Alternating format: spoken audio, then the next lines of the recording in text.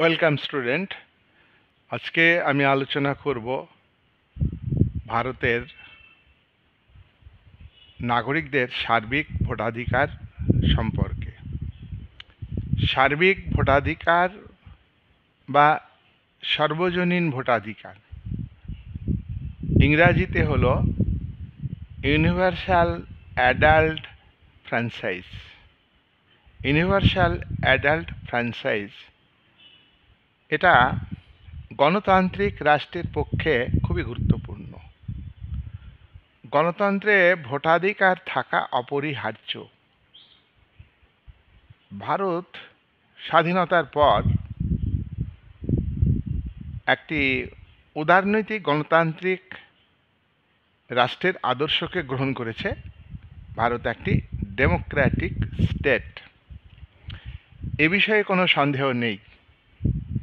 তাহলে ভারত যদি Democratic state হয়, তাহলে এই ডেমোক্রেটিক স্টেটকে সফল করতে গেলে, গণতান্ত্রিক রাষ্ট্রের আদর্শকে সফল করতে গেলে ভারতের নাগরিকদের ভোটের অধিকার দিতে হবে।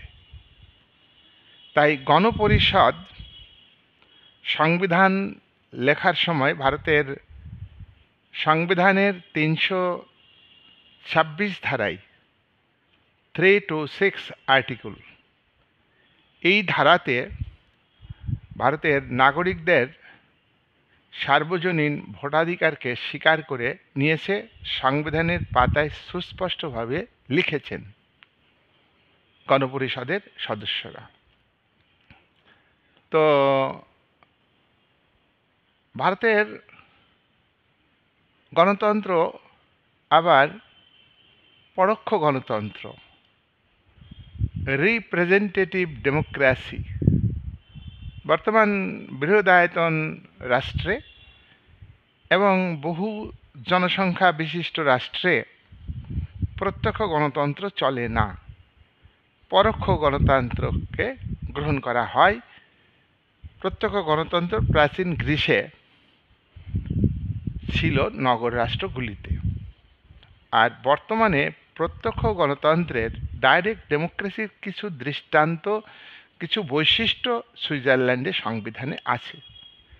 কিন্তু ভারতে পুরোপুরিভাবে রিপ্রেজেন্টেটিভ গভর্নমেন্টকে গ্রহণ করা হয়েছে, প্রতিনিধিত্বমূলক গণতন্ত্র বাংলা। তাহলে ভারত ডেমোক্রেটিক স্টেট, এ বিষয়ে কোনো ডাউট নেই আমাদের। আর এই গণতন্ত্রকে সফল করবার জন্যে ভারতের মূল সংবিধানের 326 ধারায় ভারতের নাগরিকদের সার্বজনীন ভোটাধিকারকে স্বীকার করা হয়েছে। সার্বজনীন ভোটাধিকার কাকে বলে, এটা আমাদের অবশ্যই জানতে হবে। সার্বজনীন ভোটাধিকার হলো ভোটের অধিকার নাগরিকদের দেওয়ার ক্ষেত্রে কোনো ধর্ম বিচার করা হবে না, কোনো জাতপাতের বিষয়কে বিবেচনা করা হবে না, ধনী না গরিব তা বিচার করা হবে না, নারী না পুরুষ তা বিচার করা হবে না।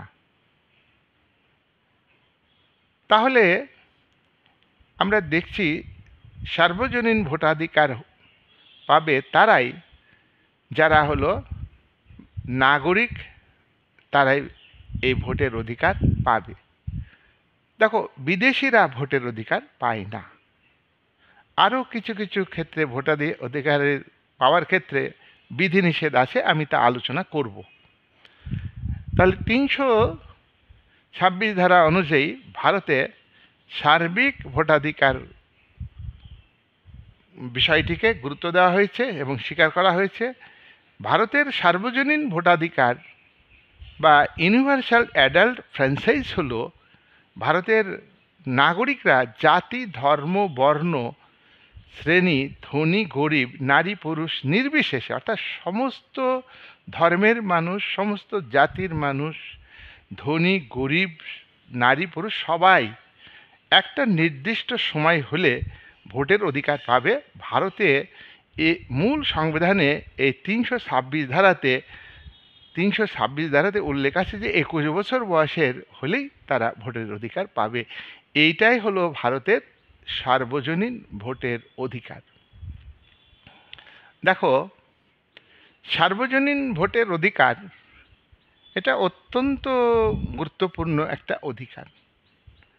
তো এই অধিকার প্রয়োগ করার ক্ষেত্রে অনেকগুলো বিষয়কে ভাবতে হবে। সেই জন্য ভারতের 326 ধারাতেই একথা বলা হয়েছে যে এই ভোটের অধিকার দেওয়ার ক্ষেত্রে কয়েকটা বিষয় গুরুত্ব দিতে হবে। যে ভোটের অধিকার সবাই পাবে না। আমি এইমাত্র বললাম যে জাতি, ধর্ম, বর্ণ, শ্রেণী, ধনী, গরিব সব মানুষ ভোটের অধিকার পাবে। এটাই হলো সার্বজনীন ভোটের অধিকার। এটা ভারতবর্ষে স্বীকৃতি লাভ করেছে। কিন্তু যদি বিকৃত মস্তিষ্ক হয়, কোনো মানুষ যদি বিকৃত মস্তিষ্ক হয়, অর্থাৎ ম্যাড হয়, সেটা কিন্তু প্রমাণ সাপেক্ষ, আদালতের দ্বারা প্রমাণ সাপেক্ষ। এমনি একটা মানুষ বলে দিলে যে এ পাগল, এ ভোট দিতে পারবে না। মানুষ তো যারা ভোটের অধিকার পায়, ভোটার লিস্টে নাম থাকে, তাদের মধ্যে অনেকেই একটু অ্যাবনর্মাল হতে পারে, অস্বাভাবিক আচরণ করতে পারে, কিন্তু এই আর্গুমেন্ট দিয়ে তাকে ভোটের অধিকার থেকে বঞ্চিত করা যাবে না। তার কারণ সে যে ম্যাড বা বিকৃত মস্তিষ্ক, সেটা আদালতের দ্বারা প্রমাণিত হতে হবে। আদালত যদি ঘোষণা করে যে এই ব্যক্তি বিকৃত মস্তিষ্ক, তাহলে তিনি ভোটের অধিকার পাবেন না। এটা ভারতবর্ষের নাগরিকদের ক্ষেত্রে প্রযোজ্য। নাম্বার 2, যদি ভারতীয় দণ্ডবিধি অনুযায়ী, ইন্ডিয়ান পেনাল কোড অনুযায়ী কোনো ব্যক্তি অপরাধী হিসাবে সাব্যস্ত হয়, দোষী সাব্যস্ত হয়, তাহলে সে ভোটের অধিকার পাবে না। 3, নির্বাচনী কাজে বেআইনি কাজ করেছে এমন ব্যক্তি, সেও কিন্তু ভোটের অধিকার পাবে না। আর ভোটের অধিকার পেতে গেলে তোমার ভারতের নাগরিক অবশ্যই হতে হবে।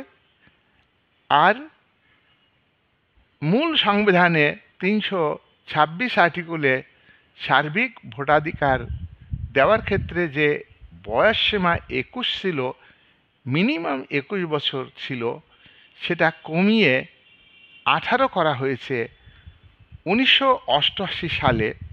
1988 সালে 61তম 61 অ্যামেন্ডমেন্ট, অর্থাৎ 61তম সংবিধান সংশোধনের মাধ্যমে, তখন ভারতের প্রধানমন্ত্রী ছিলেন রাজীব গান্ধী, এই 21 থেকে বয়সসীমা 18 করা হয়েছে।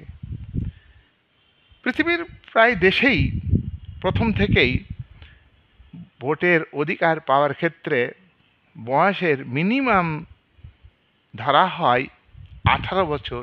ভারত সেই কারণেই হয়তো, বা ভারতের গণতন্ত্রকে আরও বেশি সংখ্যক মানুষের মধ্যে সম্প্রসারিত করার জন্যই বয়সসীমা 21 থেকে কমিয়ে 18 করা হলো।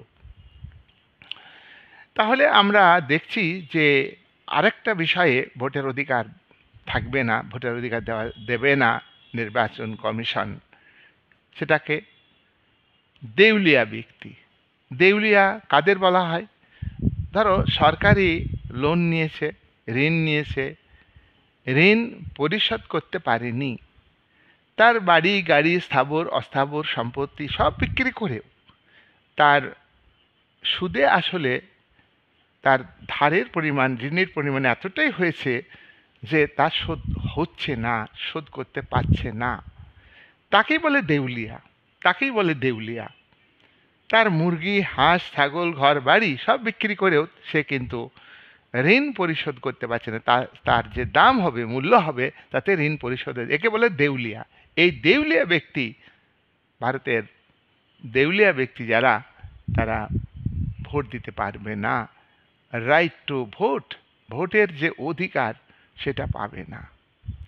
আমরা এতক্ষণ পর্যন্ত দেখলাম আলোচনাতে যে রাইট টু ভোট এটা গুরুত্বপূর্ণ, এবং সার্বজনীন ভোটাধিকার এটা ভারতের গণতন্ত্রে খুবই ইতিবাচক দিক। এটা ভারতের গণতন্ত্রকে হেলদি করবে, যার কারণ ফ্যাসিবাদী শাসনে, নাৎসিবাদী শাসনে, যেখানে এক নায়কের হাতে চরম ক্ষমতা থাকে, ব্যক্তিগত স্বাধীনতা থাকে না, সমস্ত সম্পদ দেশের নায়ক নিয়ন্ত্রণ করেন, শাসক নিয়ন্ত্রণ করেন, যেখানে রাজনৈতিক দল গঠনের অধিকার থাকে না, বিরোধী দল থাকে না, অন্য দলকে ধ্বংস করে দেওয়া হয়, গণমাধ্যমের স্বাধীনতা থাকে না। কিন্তু এই ফ্যাসিবাদ, নাৎসিবাদ এবং সামরিক সরকারের এই যে বৈশিষ্ট্যগুলি যেটা আমি বললাম এতক্ষণ, এগুলো কিন্তু গণতান্ত্রিক রাষ্ট্রের স্বীকৃতি লাভ করে না। তো ভারত একটা গণতান্ত্রিক রাষ্ট্র, সেই জন্যে ভারতের গণমাধ্যমের নিরপেক্ষতা, গণমাধ্যমের স্বাধীনতা, বিচার বিভাগের স্বাধীনতা, ভারতের নাগরিকদের ব্যক্তিগত স্বাধীনতা, ভারতের নাগরিকদের বিভিন্ন অধিকার স্বীকার করা সংবিধানে, এই পরিস্থিতি একটা গণতান্ত্রিক পরিবেশ অন্তত বাইরের দিক থেকে না থাকলেও আমাদের সংবিধানের পাতাতে গণতান্ত্রিক পরিবেশ রয়েছে। সেই প্রেক্ষাপটে ভারতের ৩২৬ ধারায় গণতান্ত্রিক যে অধিকার, এটা রাজনৈতিক অধিকার, এটা ভারতের সংবিধানে উল্লেখ আছে এবং ভারতের নাগরিকদের দেওয়া হয়েছে। এখানে সমালোচকদের মতে যে ফান্ডামেন্টাল রাইটসে কিন্তু এই রাইট টু ভোটের অধিকার, রাইট টু ভোটাধিকার, রাইট টু ভোট, এই অধিকার দেওয়া হয়নি। এটা দেওয়া হলো একটা সাধারণ ধারাতে, সাধারণ অধিকারের মধ্যে তৃতীয় অধ্যায়ে যে মৌলিক অধিকার, সেই অধ্যায়ে রাইট টু ভোট এটা দিলে আরও ভালো হতো। ভালো হতো কি খারাপ হতো, সেটা রাইট টু ভোট কতটা বাস্তবায়িত হয়েছে ভারতীয় গণতন্ত্রে, তা নিয়ে আমরা আলোচনা করব। ভারতীয় প্রতিনিধিত্বমূলক গণতন্ত্রে ডেমোক্রেটিক স্টেটের ইডিওলজিকে ভারত গ্রহণ করেছে। সে ভারত 91 আগে ওয়েলফেয়ার স্টেটের আদর্শকে গ্রহণ করেছে। 91 থেকে ওয়েলফেয়ার স্টেটের আদর্শকে বস্তায় পুরে সমুদ্রের জলে নিক্ষেপ করেছে। ভারত যেটা যৌথ উদ্যোগকে প্রাধান্য দিয়েছিল, বেসরকারি উদ্যোগকে এবং রাষ্ট্রীয় উদ্যোগকে গুরুত্ব দিয়েছিল। 3 উদ্যোগে উৎপাদন হবে, মিশ্র অর্থনীতিকে গ্রহণ করে সবটাই বিসর্জন দিয়েছে 1991 সাল থেকে। সেখানে বেসরকারীকরণ, এলপিজিকে গ্রহণ করেছে। তার পরিপ্রেক্ষিতে আজকের ভারতের গণতান্ত্রিক যে অধিকার নাগরিকদের, 326 ধারার গুরুত্ব, 326 ধারার তাৎপর্য, সেই বিষয়টা আলোচনা করতে গেলে এখানে বিতর্ক দেখা দিয়েছে। সার্বজনীন ভোটের অধিকার এটা কতটা সফল হয়েছে ভারতে? ভোট ব্যবস্থা, ইলেকশন ব্যবস্থা, একের পর এক ইলেকশন হচ্ছে, নির্বাচন হচ্ছে, সরকার তৈরি হচ্ছে, সরকারের মিড টার্ম ইলেকশন হচ্ছে, সরকার টেকে না 5 বছর, এমন ভারতীয় রাজনীতি এবং শাসন ব্যবস্থাতে আমরা দেখতে পেয়েছি। তো সেই প্রেক্ষাপটে যে ভোটের অধিকার, এটা কতটা গুরুত্বপূর্ণ, কতটা আমাদের গণতন্ত্রকে হেলদি করেছে, আর কতটা গণতন্ত্রকে ত্রুটিপূর্ণ করেছে, সেই বিষয়ে আমাদের বিশেষজ্ঞদের মতে এখানে বিতর্ক আছে, ডিবেট আছে। একটা পক্ষ মনে করেন যে ভারতবর্ষের ভোটের অধিকার ব্যর্থ হয়েছে, সার্বজনীন ভোটের অধিকার ভারতীয় গণতন্ত্রে কার্যকরী হয়নি। যারা মনে করেন যে সার্বজনীন ভোটের অধিকার ব্যর্থ হয়েছে, তাদের পক্ষে কতগুলি আমি যুক্তি তুলে ধরছি। 1 নম্বর যুক্তি, ভারত গণতান্ত্রিক রাষ্ট্র, গণতন্ত্রের সফলতা নির্ভর করে, সেই জন স্টুয়ার্ট মিলের কথা দিয়েই বলবো, যে জনগণের মধ্যে ইচ্ছা থাকতে হবে, সচেতনতা থাকতে হবে, জনগণ অধিকার সম্পর্কে সচেতন থাকবে, জনগণ কর্তব্য পালনের ক্ষেত্রে সচেতন থাকবে, সৎ আমলা থাকবে, সৎ জনপ্রতিনিধি থাকবে, ইত্যাদি ইত্যাদি গণতন্ত্রকে সফল করার ক্ষেত্রে প্রয়োজন। সেই গণতান্ত্রিক সরকার গঠনে যারা ভোট দেবে ভারতীয় গণতন্ত্রে, তাদের মধ্যে শিক্ষা ও চেতনার অভাব আছে। শিক্ষা ও চেতনার অভাব বিষয়টা কি? দেখো, 2011 সালের পর্যন্ত আমাদের জনসংখ্যা গণনা 2011-র পরে হয়নি। ভারত সরকার এ ব্যাপারে উদ্যোগ গ্রহণ করেনি। 2021-এ হওয়ার কথা ছিল।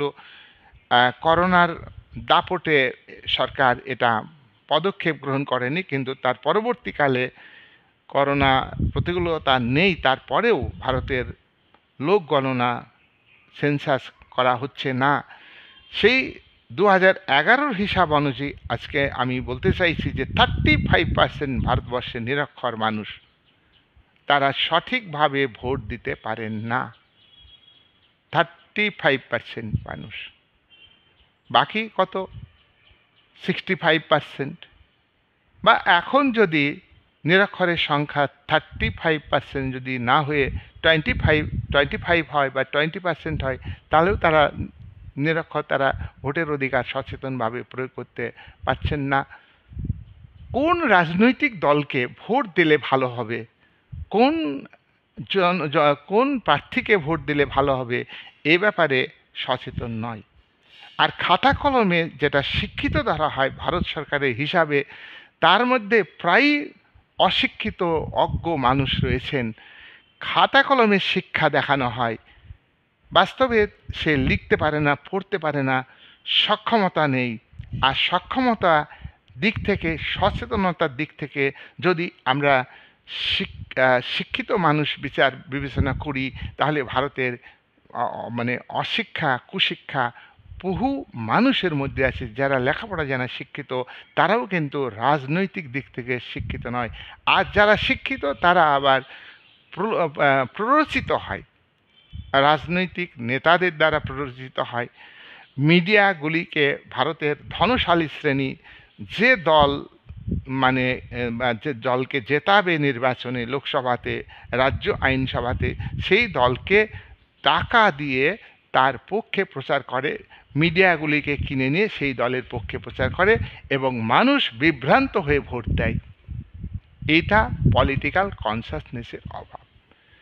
এই এবং অর্থ লোভে ভোট দেয়, অর্থের লোভে ভোট দেয়, ভয়ে ভোট দেয়। আমরা নির্বাচনগুলিকে দেখছি যে এখানে নিরপেক্ষ নির্বাচন নাই। নির্বাচন কমিশনের যারা কর্মচারী, নির্বাচন কমিশনের নিরপেক্ষ কর্মচারী, নিজস্ব কর্মচারী নেই। নির্বাচন কমিশন 3 জন নিয়ে গঠিত বর্তমানে, প্রধান নির্বাচন কমিশনার আর 2 জন সাধারণ নির্বাচন কমিশন। এই 3 জন বাদ দিয়ে ভারতের নির্বাচন কমিশনের নিজস্ব কর্মচারী বাহিনী নেই। তাই রাজ্য সরকার এবং কেন্দ্রীয় সরকারের কর্মচারীরা নির্বাচন কমিশনের সদস্য হিসাবে নিযুক্ত হন এবং তারা ভোট নির্বাচিত করেন। এখানে রাজ্য সরকার নির্বাচন কমিশনকে নিয়ন্ত্রণ করে, কেন্দ্র সরকার নির্বাচন কমিশনকে নিয়ন্ত্রণ করে। কেন্দ্রের বিরোধী দল যে রাজ্যে সরকারি দল হিসাবে আছে, সেই দল সেই রাজ্যে নির্বাচন কমিশনকে সম্পূর্ণভাবে নিজের দলের স্বার্থে ব্যবহার করে। সুতরাং এই জায়গায় দাঁড়িয়ে যাদের মধ্যে রাজনৈতিক চেতনা আছে, রাজনৈতিক শিক্ষা আছে, তারাও কিন্তু সঠিকভাবে ভোট দিতে পারেন না।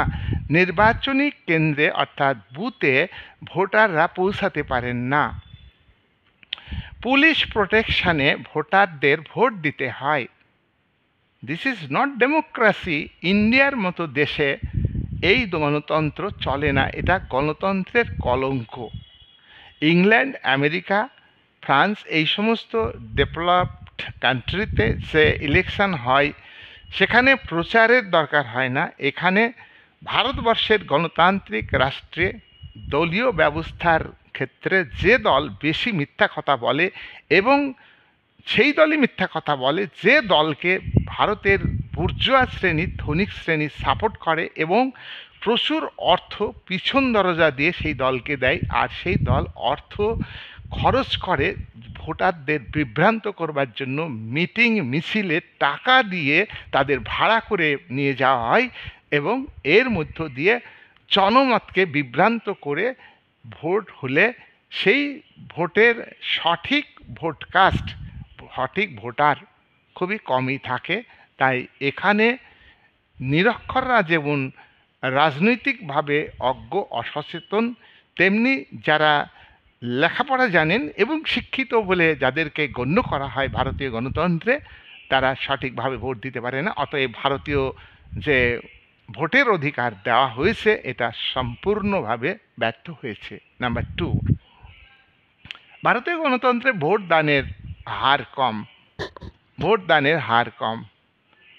আমরা নির্বাচনগুলিতে লক্ষ্য করি বিভিন্ন পলিটিক্যাল পার্টি, বিশেষ করে রুলিং পার্টি, তারা বাড়ির থেকে ভোটারকে নিয়ে আসে, গাড়ি ভাড়া করে নিয়ে আসে, তাদেরকে খাবার দেয়, অর্থ দেয়, বিভিন্নভাবে ভোটারকে প্ররোচিত করে এবং তারপরেও দেখা যাচ্ছে অ্যাপাথি ভোটারদের মধ্যে আছে যে ইলেকশানে ভোট দেব না। ভারতীয় গণতন্ত্রে এই ভোটের প্রতি আস্থা অনেকটাই কমে যাচ্ছে দিনের পর দিন এবং এটা বাস্তব কারণে কমছে। তার কারণ ভারতের দলগুলি আর্থিক দুর্নীতির সঙ্গে যুক্ত।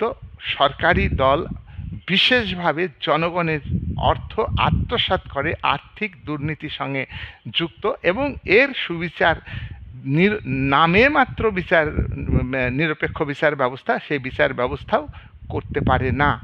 তাই ভারতীয় মানুষের মধ্যে যারা সঠিকভাবে গণতন্ত্রকে বিশ্বাস করেন, যারা গণতান্ত্রিক পরিবেশে ভোট দিতে চান, সেই পরিবেশের গণতান্ত্রিক পরিবেশ নাই। পুলিশ মোতায়েন করে লাইন ঠিক করে যে ভোট দানের ব্যবস্থা, এটা গণতন্ত্রের কলঙ্ক। প্রচার করে ভোটারদের বিভ্রান্ত করা, এটা গণতন্ত্রের বিপক্ষে। ভোটের আগে আর্থিক সহযোগিতা করা, এটা গণতন্ত্রের বিপক্ষে।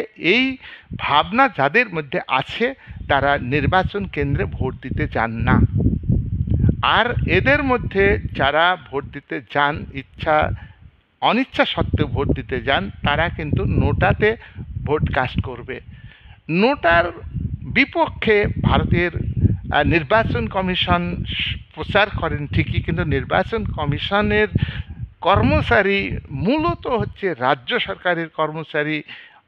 কেন্দ্রে যদি বিরোধী দল থাকে, কেন্দ্রে যে দল আছে সেই দলে বিরোধী দল থাকে, সেখানে বিরোধী সরকার রাজ্য সরকারের রুলিং পার্টি হিসাবে নির্বাচন কমিশনকে নিরপেক্ষভাবে নির্বাচন পরিচালনা করতে দেয় না।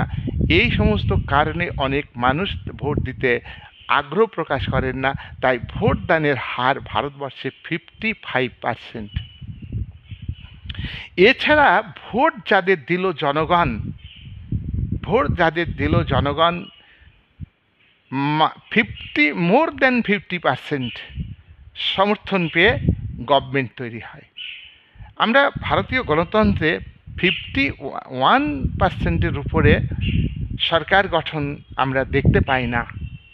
আমরা দেখতে পাই যে যে সরকার গঠন করে 48%, 46%, 37% ভোট পেয়ে সরকার তৈরি হয় এবং প্রত্যেকটা ইলেক্টেড মেম্বার 100%-এর মধ্যে 45% বা 40% ভোট পেয়ে সে উইনার হয়। এটা গণতন্ত্রের কলঙ্ক। এখানে সার্বজনীন ভোটাধিকার থাকা ঠিক নয়। এখানে ডেমোক্রেসি হলো, ডেমোক্রেসিতে বলা হয় যে majority must be granted. Majority অসৎভাবে হয়, মেজরিটি অসৎভাবে হয়, জোর করে হয়, ভয় দেখানো হয়। Elected member, MP, member of parliament, রাজ্য আইনসভাতে এমএলএ কেনা বেচা হয় ভারতবর্ষের গণতন্ত্রে। এই পরিস্থিতিগুলো জেনে অনেক মানুষ ভোটের অধিকার প্রয়োগ করেন না। পলিটিক্যাল অ্যাপাথি বলা হয়, রাজনীতির ক্ষেত্রে একটা উদাসীন বলা হয়। এটাও কিন্তু যারা করাপশনের সঙ্গে যুক্ত, রুলিং পার্টি, যারা ক্ষমতায় টিকে থাকতে চান, মানে আজকে যে দল ক্ষমতায় টিকে আছে সেই দলই যে করাপশনের সঙ্গে যুক্ত, এমন কিন্তু ভারতীয় গণতন্ত্র নয়। ভারতীয় গণতন্ত্রে যে দল যাবে সেই দলই কিন্তু করাপশনের সঙ্গে যুক্ত হবে। আমরা লক্ষ্য করেছি যে ভারতবর্ষের প্রধানমন্ত্রী, ভারতবর্ষের চিফ মিনিস্টার, ভারতবর্ষের যারা জনপ্রতিনিধি, রাজনৈতিক প্রশাসক, তারা আর্থিক কেলেঙ্কারির সঙ্গে যুক্ত হলে, তারা আর্থিক দুর্নীতির সঙ্গে যুক্ত হলে তারা তারা খবরের কাগজে, টিভিতে হাসি মুখে ছবি দেন। কিন্তু জাপানের মতো প্রধানমন্ত্রীর বিরুদ্ধে যদি অ্যালিগেশন উঠে, আর্থিক ইকোনমিক্যাল অ্যালিগেশন উঠে, দুর্নীতি উঠে, সেখানে কিন্তু তারা পদত্যাগ করেন। এই হলো ভারতীয় গণতন্ত্র আর উন্নত দেশগুলির গণতন্ত্রের মধ্যে পার্থক্য। তাহলে সেই জায়গায় দাঁড়িয়ে 55% লোক ভোট দেয়। এই সুতরাং ভারতের সার্বিক যে ভোটাধিকার, সবাইকে ভোটের অধিকার দিয়েছি, সফল হয়েছে, এ কথা বলা যাবে না। নাম্বার 3, ভারতের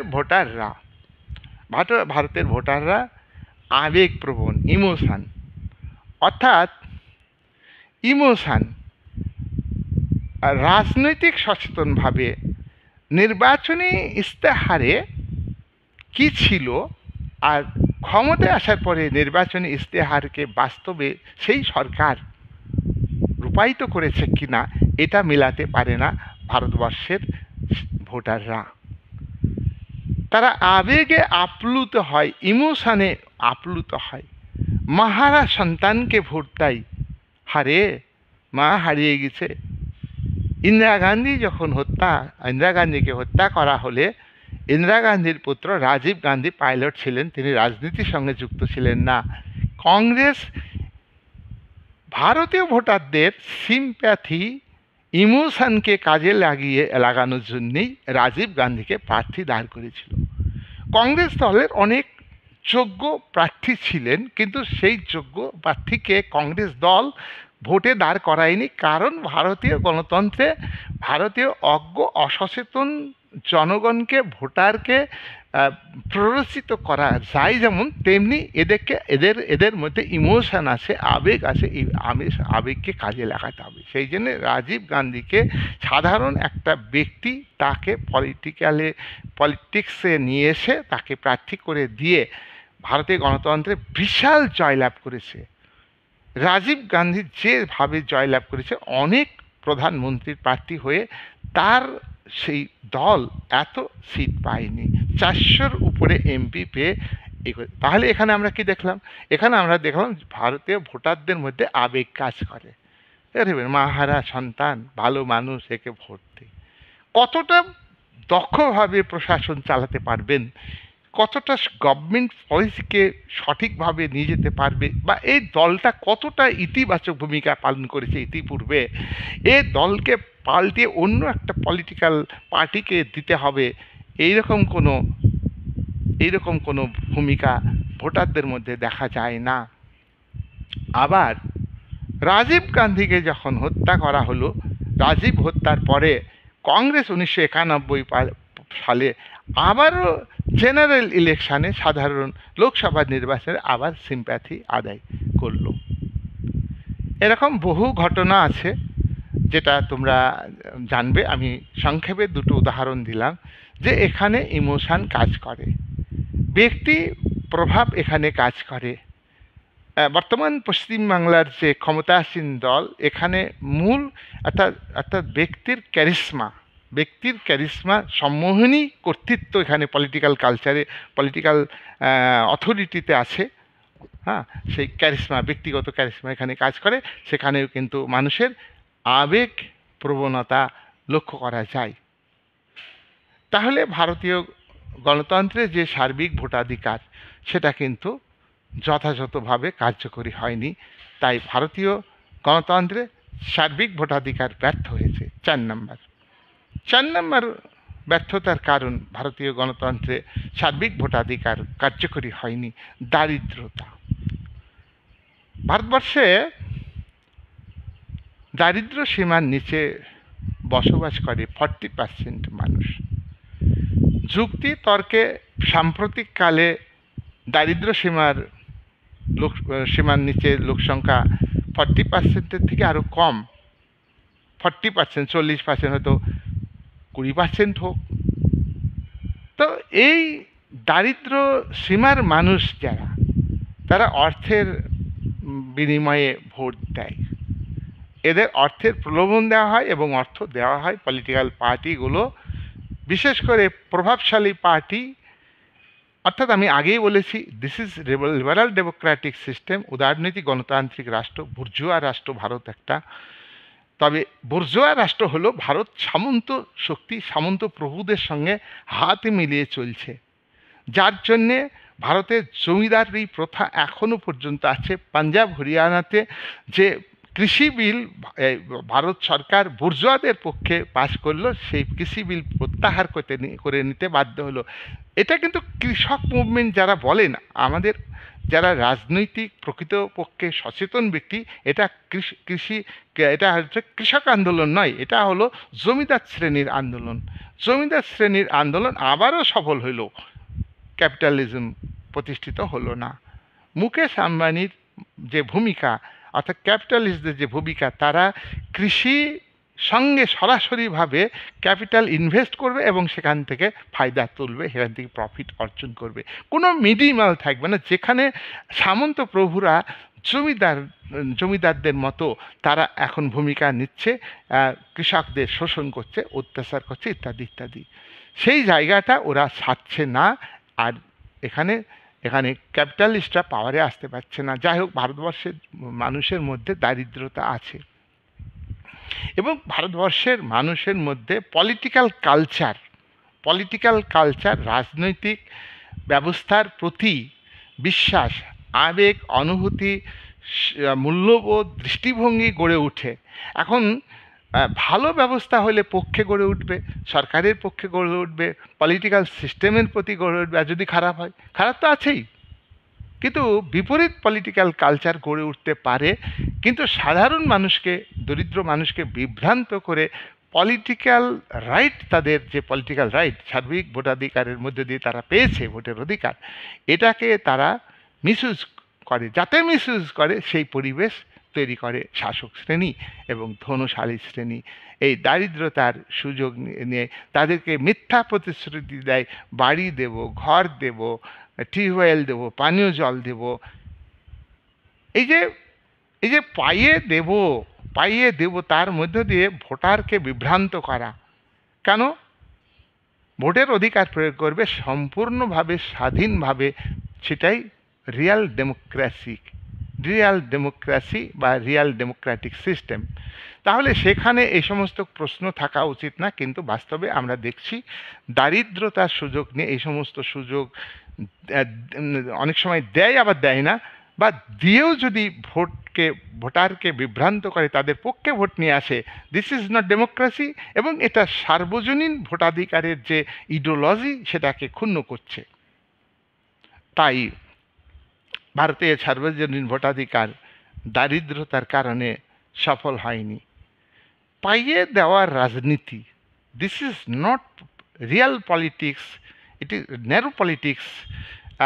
আর একটা কথা, দরিদ্র মানুষ যে সুযোগ সুবিধা পায় রাষ্ট্রের কাছ থেকে, এটা দরিদ্র মানুষের তৈরি উৎপাদন, সেটা পরোক্ষভাবে তাদের কাছে আসে। সাধারণ দরিদ্র মানুষ পরোক্ষ ট্যাক্স দেয়, প্রত্যেকটা মানুষ পরোক্ষ ট্যাক্স দেয়, একজন ভিখারি পরোক্ষ ট্যাক্স দেয়। সেই ট্যাক্সের পয়সায় আবার উন্নয়নমূলক খাতে ব্যয় হয়। আর সেই পয়সার মধ্যে পলিটিক্যাল লিডাররা, জনপ্রতিনিধিরা এবং তার সঙ্গে আমলাদের একটা অংশ, জনপ্রতিনিধিদের বিরাট অংশ, আমলাদের একটা অংশ, সেই দরিদ্র শ্রেণীর পরোক্ষ ট্যাক্সের মধ্যে দিয়ে রাজকোষে যে অর্থ জমা হয়, সেই অর্থ যখন দরিদ্র মানুষের উন্নয়নমূলক খাতে ব্যয় হয়, উন্নয়ন হয়, তার 15% আয়, তার সরকারি ব্যয় 15% দরিদ্র মানুষের পরিষেবার কাজে লাগে। এটা আমার কথা নয়। রাজীব গান্ধী প্রধানমন্ত্রী হয়েছিলেন 1985 সালে। উনি বলেছিলেন প্রধানমন্ত্রী হয়ে যে ভারতবর্ষের 100 টাকার মধ্যে 15 টাকা, 15% টাকা গ্রাসরুটে, অর্থাৎ সাধারণ পরিষেবামূলক কাজে লাগে, আর 85% টাকা স্তর বাই স্তর উপর থেকে নিচের তলা পর্যন্ত খেতে খেতে যায়। করাপশান, এগুলো সব করাপশানে, আর্থিক করাপশান। তাহলে একটা দেশের প্রাইম মিনিস্টার যে স্বীকার করেছেন এটা সাধুবাদযোগ্য, তিনি ডেমোক্রেটিক সিস্টেমকে গুরুত্ব দিলেও তিনি একটা সত্যি কথা বলেছেন, এ কথা সত্যি। তাই আমাদের পরিষেবামূলক রাস্তাঘাট, পরিষেবামূলক হসপিটাল, মেডিসিনের ভেজাল, সব কিছুই গভর্নমেন্ট যারা ভেজাল তৈরি করে, গভর্নমেন্ট তাদের এগেনস্টে সিদ্ধান্ত নেয়, কিন্তু রাতের অন্ধকারে আড়ালে আবডালে তাদের কাছ থেকে প্রচুর কোটি কোটি টাকা নেয়, পরোক্ষভাবে তারা ভেজাল ওষুধ উৎপাদন করতে সহযোগিতা করে এবং ভেজাল ওষুধ মানুষকে খাইয়ে মানুষকে পরিষেবা দিচ্ছে এই বলে গণমাধ্যমগুলিকে নিয়ন্ত্রণ করে তাদের কাছে সংবাদ পৌঁছে দিচ্ছে। তাহলে সেই রকম একটা দারিদ্রতা, এখানে মেরুদণ্ড শক্ত করি অন্ন, বস্ত্র, বাসস্থান আর স্বাস্থ্য, এগুলোর এখনও সমাধান হয়নি। ৭৬ বছর স্বাধীনতার পরেও সমাধান হয়নি। সেই জায়গায় দাঁড়িয়ে দারিদ্রতার সুযোগ পলিটিক্সে নেওয়া হচ্ছে, ন্যারো পলিটিক্স করছে ক্ষমতাসীন রাজনৈতিক দল। আমি আরও বলেছি যে ক্ষমতাসীন রাজনৈতিক দল আর বিরোধী দলের ক্যারেক্টার আমাদের ইন্ডিয়ান পলিটিক্সের মধ্যে থাকে না। তার কারণ ইন্ডিয়ান পলিটিক্সের মধ্যে নির্বাচনী ইশতেহারের সঙ্গে পাওয়ারে যখন যায় তখন কর্মসূচিগুলি মিলিয়ে নিতে জনগণ পারে না, জনচেতনার অভাব আছে। ইংল্যান্ড আমেরিকাতে যেখানে বাইপার্টি পলিটিক্স রয়েছে, বাইপোলার পলিটিক্স, বাইপার্টি সিস্টেম অর্থাৎ দ্বিদলীয় ব্যবস্থা রয়েছে, সেখানে বিরোধী দল যদি মিথ্যা প্রতিশ্রুতি দেয় যে আমরা অমুক করব তমুক করব, তখন তাদেরকে ওখানে চেঞ্জ হয় গভর্নমেন্ট, সেখানে নির্বাচনে সার্বিক ভোটাধিকার প্রয়োগ করে সেই বিরোধীদের ক্ষমতায় নিয়ে আসবে। তা যদি না পারে পরবর্তীকালে ওই দলকে আর জনগণ কোনোদিনই সাপোর্ট করে না। সেই জন্যে ইংল্যান্ড আমেরিকার গণতন্ত্রে সেখানে বিরোধীরা মিথ্যা প্রতিশ্রুতি দেয় না। আর আমাদের এখানে বিরোধী যখন থাকবে তখন যত পারে মিথ্যা প্রতিশ্রুতি দিবে সরকারকে হ্যাকল করাবার জন্য। আর এরা যখন পাওয়ারে যাবে তখন অত কাজ করা বাস্তবে সম্ভব হয় না, তখন সেই মিথ্যা প্রতিশ্রুতি মিথ্যাতেই থাকবে আর জনগণ টালি করে দেখে না, আর বাহু বলে অর্থ বলে সেই দল পরবর্তী নির্বাচনে আবার ক্ষমতায় আসে। সুতরাং এখানে সার্বিক ভোটাধিকার কার্যকরী হচ্ছে না। নাম্বার 5, সামাজিক প্রতিকূলতা ভারতবর্ষের গণতন্ত্রে আছে। সামাজিক প্রতিকূলতা কি? জাতপাতের রাজনীতি আছে, রাজনৈতিক দলগুলি পলিটিক্যাল কালচার গড়ে তোলার ক্ষেত্রে জাতপাতকে ব্যবহার করে, সামাজিকীকরণের মাধ্যমগুলিকে ব্যবহার করে জাতপাতের প্রশ্ন তুলে নিয়ে আসে, জাতপাতের বিরোধিতা করে, এটা দায় আছে। জাতপাতের বিরোধিতা করে সরকারি নীতিতে, কিন্তু বাস্তবে পলিটিক্যাল পার্টিগুলো জাতপাতের বিষয় দিয়ে রাজনীতি করে। যে জাতির মানুষ বঞ্চিত সেটাকে জাতির ভিত্তিতে চিহ্নিত করে, অর্থনৈতিক মানদণ্ডে চিহ্নিত করে না। সাম্প্রদায়িকতাকে গুরুত্ব দেয়, সাম্প্রদায়িকতার ভিত্তিতে নির্বাচনী প্রার্থী দাঁড় করায়, নির্বাচনী প্রচার করে সাম্প্রদায়িকতার ভিত্তিতে। প্রকাশ্যে কমিউনিয়াল হারমোনি কথা বললেও কমিউনিয়াল ফিলিংসকে পাড়ায় গিয়ে বাড়ি গিয়ে ভোটারদের বিভ্রান্ত করে এই কমিউনিয়াল দৃষ্টিভঙ্গি দিয়ে, কমিউনিয়ালের কথা বলে। এই যে এটা হলো সামাজিক প্রতিকূলতা। প্রাদেশিকতা কি? ভারতবর্ষে উন্নয়ন সমভাবে হয়নি। আজকে মণিপুরে আগুন জ্বলছে। পূর্ব ভারতের রাজ্যগুলিতে একাধিকবার আন্দোলন হয়েছে এবং মণিপুরে এখন আগুন জ্বলছে। নাগাল্যান্ডে আন্দোলন হয়েছে, মিজোরামে হয়েছে, আসামের বড়ো আন্দোলন হয়েছে। কেন হয়েছে? গোর্খাল্যান্ডে আন্দোলন হয়েছে। এই আন্দোলনগুলির মূলে হচ্ছে অর্থনৈতিক সমস্যা। এই অর্থনৈতিক সমস্যা থেকে তাদের বিচ্ছিন্ন হওয়ার একটা মানসিকতা তৈরি হয়েছে। কোনো সময় তারা একটা স্টেটের দাবি করছে, কোনো সময় একটা রাজ্যের দাবি করছে। এর জন্যে ভারত সরকার দায়ী। এই প্রাদেশিকতা সৃষ্টি হলে সেখানকার মানুষগুলোকে ভারত সরকার দায়ী করে। কিন্তু এ প্রাদেশিকতা সৃষ্টির জন্য শাসক শ্রেণী দায়ী। শাসক শ্রেণীতে যারা ক্যাবিনেটের মিনিস্টার, প্রাইম মিনিস্টার, তাদের এলাকার, তাদের রাজ্যের উন্নতি করে।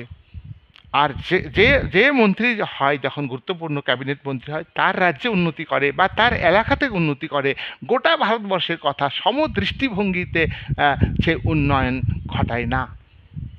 রেলমন্ত্রী যখন যে রাজ্য থেকে হয়, সে রাজ্যের জন্য রেলের বাজেটে সব টাকা ব্যয় করে, আর অন্য রাজ্যগুলির দিকে তাকায় না।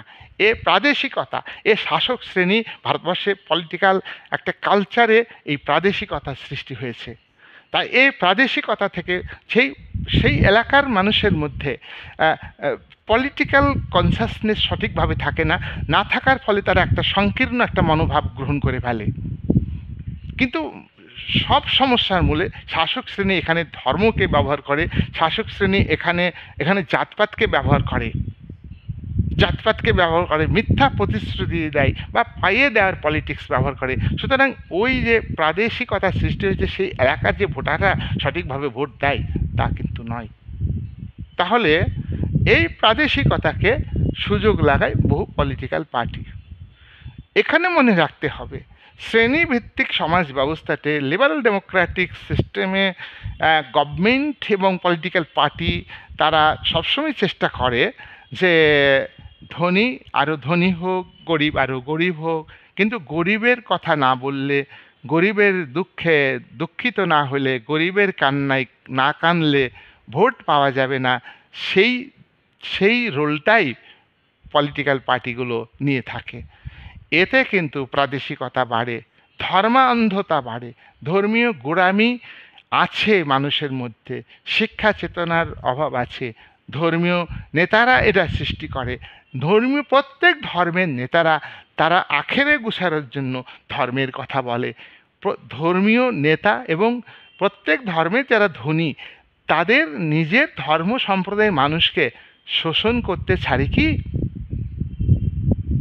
প্রয়োজনে অত্যাচার করতে ছাড়ে কি? প্রয়োজনে হত্যা করতে ছাড়ে কি? ছাড়ে না। তাহলে যারা ধর্ম বিশ্বাস করেন, তারা ধর্ম বিশ্বাস করবেন অন্তর থেকে, কিন্তু তার ধর্মের সব মানুষই যে ভালো এটা কিন্তু ঠিক নয়। তারা ধর্মান্ধতা আর্টিফিশিয়ালি সৃষ্টি করে, আর এই ধর্মান্ধতা সঠিকভাবে ভোট দানের ক্ষেত্রে কিন্তু মানে অসুবিধা হয়। অর্থাৎ ধর্মান্ধ মানুষ ধর্মের ভিত্তিতে ভোট দেয়, ধর্মের ভিত্তিতে প্রার্থী খারাপ হলেও ধর্মের ভিত্তিতে ভোট দেয়।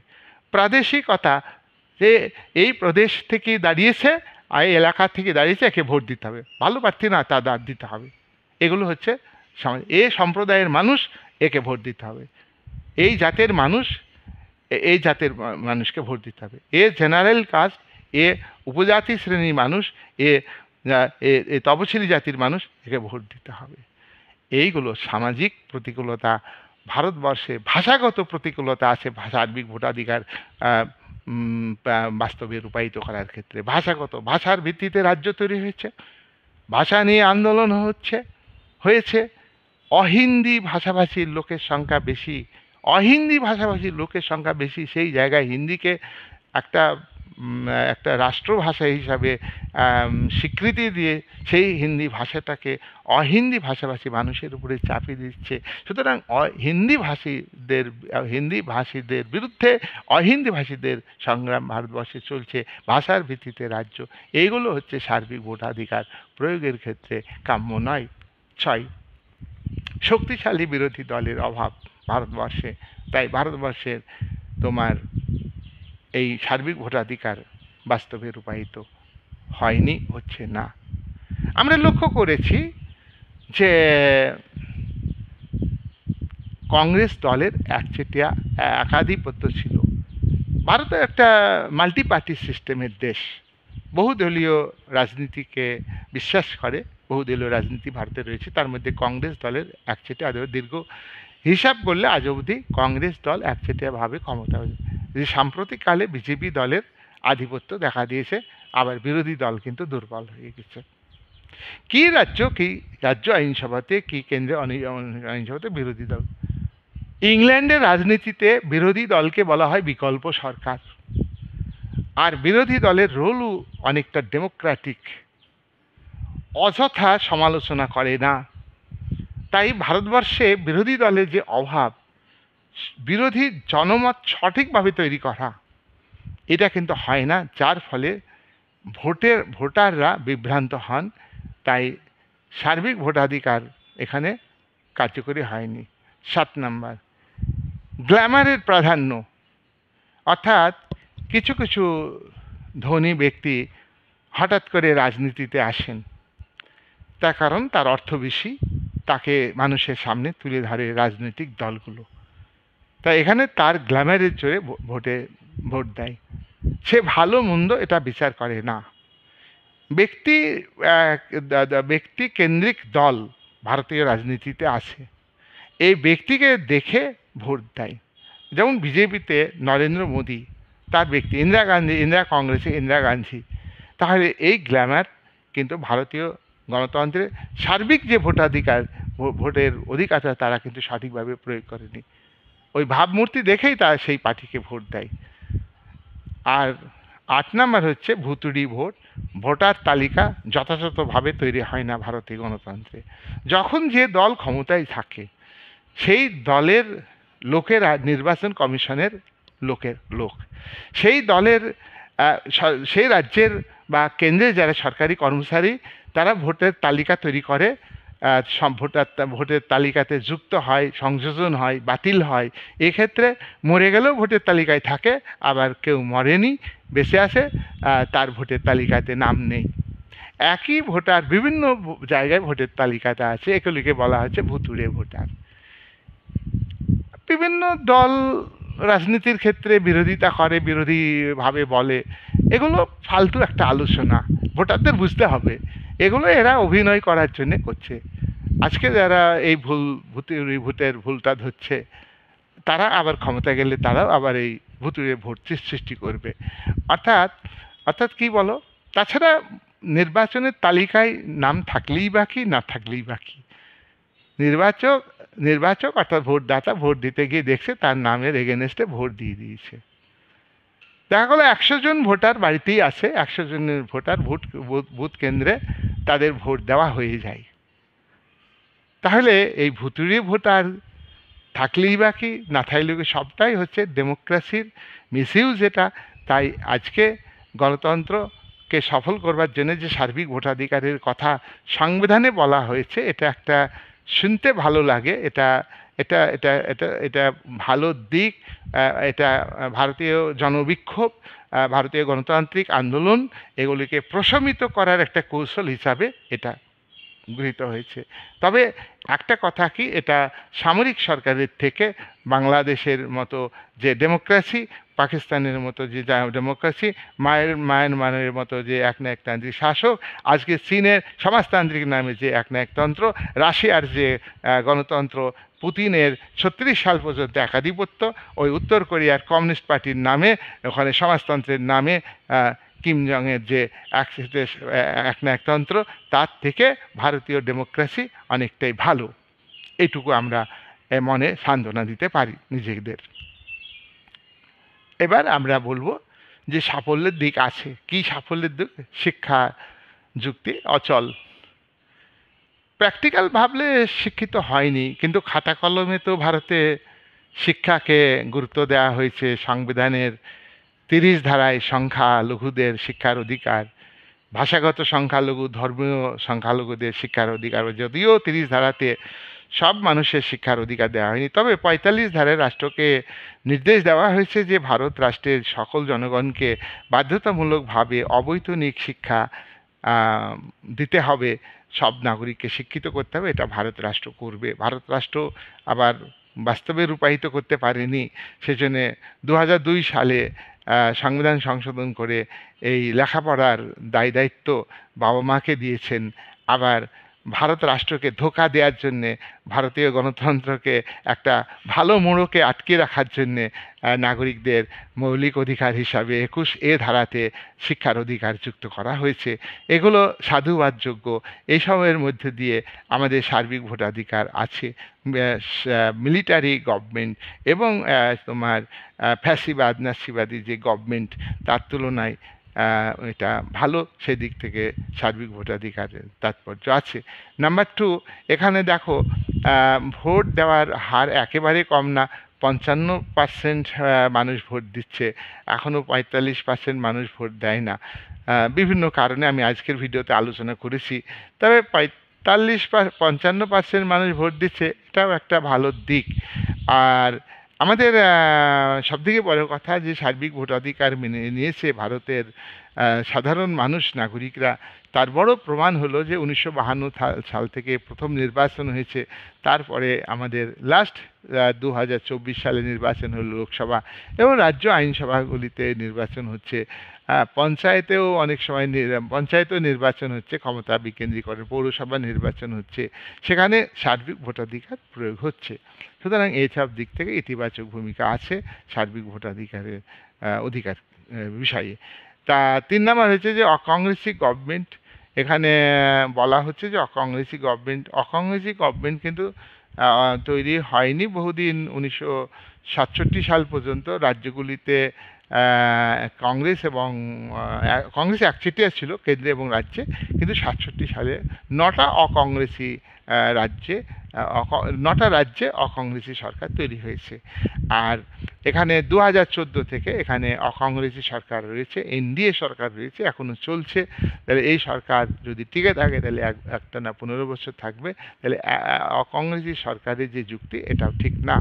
আচ্ছা, ভোট দান হচ্ছে গণতান্ত্রিক অধিকার, তবে ভারতবর্ষের গণতন্ত্র সম্পর্কে যদি সব মানুষ বোঝে এবং ভারতের জনপ্রতিনিধিরা এবং জনপ্রতিনিধিদের সঙ্গে যুক্ত আমলা, যারা সরকারের স্থায়ী কর্মচারী আমলা, তারা যেভাবে করাপশনের সঙ্গে যুক্ত হচ্ছে, সেটা যদি মানুষ বুঝতে পারে, সব মানুষ এখনও বুঝে না, যেদিন বুঝবে সেদিন ভোট দেওয়ার ক্ষেত্রে নোটা যে অপশান আছে, নোটাতেই ভোট দিবে এবং দলভিত্তিক ভোট দেবে না। যদি শুভবুদ্ধি সম্পন্ন সৎ মানুষ ভোটে দাঁড়ায়, কিন্তু এখন বর্তমান ভারতীয় গণতন্ত্রে যেমন একদিকে সার্বিক ভোটাধিকার অর্থাৎ ভোটের অধিকার প্রয়োগ করছে না, আজকে 45% মানুষ ভোটের অধিকার প্রয়োগ করছে না, তেমনিভাবে রাজনীতির ক্ষেত্রে, জনপ্রতিনিধি নির্বাচনের ক্ষেত্রে, পলিটিক্স করার ক্ষেত্রে দেখা যায় যে সৎ মানুষ কিন্তু পলিটিক্সে আসছে না। আগে যেমন পলিটিক্যাল কালচার যতটা উন্নত মানের ছিল, বা দিনের পর দিন ভারতীয় গণতন্ত্রের পলিটিক্যাল কালচার নিম্নমানের হয়ে যাচ্ছে, এবং এখানে পলিটিক্যাল সোশ্যালাইজেশনের যে মাধ্যমগুলি, গণমাধ্যম, পরিবার থেকে শুরু করে শিক্ষা প্রতিষ্ঠান, সবগুলোকে মিসইউজ করছে পলিটিক্যাল পার্টি, ক্ষমতাসীন দল। তার মাধ্যমে যে পলিটিক্যাল কালচার তৈরি হচ্ছে, সেই কালচারটা কিন্তু যথাযথ কালচার নয়। এখানে যথাযথভাবে পলিটিক্যাল কালচার যদি গড়ে ওঠে, তাহলে সিস্টেমের এগেনস্টে একটা পলিটিক্যাল কালচার গড়ে উঠবে, এবং সিস্টেম পরিবর্তনের জন্য মানুষ সচেতনভাবে সার্বিক ভোটাধিকার প্রয়োগ করবে। আর তার সঙ্গে সঙ্গে সার্বিক ভোটাধিকার প্রয়োগের সঙ্গে সঙ্গে যে নোটা অপশান আছে গণতন্ত্রে, সেই নোটা অপশানে ভোট দিবে। তাহলে ভারতের শাসক শ্রেণীর একটা মানে কী বলবো, একটা ভাববে যে নোটাতে ভোট দিচ্ছে, আমাদের পছন্দ করছে না, আমাদের চুরি কাজটাকে পছন্দ করছে না। তাই সার্বিক ভোটাধিকার প্রয়োগের ক্ষেত্রে জনমত যদি ঠিকভাবে গড়ে ওঠে, পাবলিক ওপিনিয়ন, একটা সুস্থ নিরপেক্ষ পাবলিক ওপিনিয়ন গড়ে ওঠে, জনমত গড়ে ওঠে, তাহলে নোটাতেই কিন্তু বেশি ভোট পাবে। কি কেন্দ্রীয় স্তর, কি রাজ্য স্তর। ভেড়ার লোমের যে কম্বল তৈরি হয়, সেই কম্বল থেকে যদি লোমগুলি বাছাই করা যায়, তাহলে সেই কম্বলটাই ভ্যানিশ হয়ে যাবে, বাষ্প হয়ে যাবে, হারিয়ে যাবে, কম্বল আর কম্বল থাকবে না লোমগুলো বাছাই করলে। ঠিক আমাদের ভারতীয় গণতন্ত্রে যারা জনপ্রতিনিধি, যদি এইভাবে বাছাই করা যায়, ভেড়ার লোমের কম্বলের মতো যদি বাছাই করা যায়, তাহলে কিন্তু ভারতীয় গণতন্ত্রে থাকবেই না। যারা সৎ মানুষ, জ্ঞানী গুণী মানুষ, তারা কিন্তু তারা সার্বিক ভোটাধিকার প্রয়োগের ক্ষেত্রে নোটায় ভোট দেন। আর যারা ভোট কাকে দেন এটা বিবেকের ব্যাপার, সেটা নিশ্চিতভাবে বলতে পারবো না, তবে এটা আমার ধারণা তারা কিন্তু ভোট যোগ্য প্রার্থী পান না। আর তাদের মধ্যে থেকে যোগ্য প্রার্থী তারা নির্বাচনে রাজনীতিতে আসে না।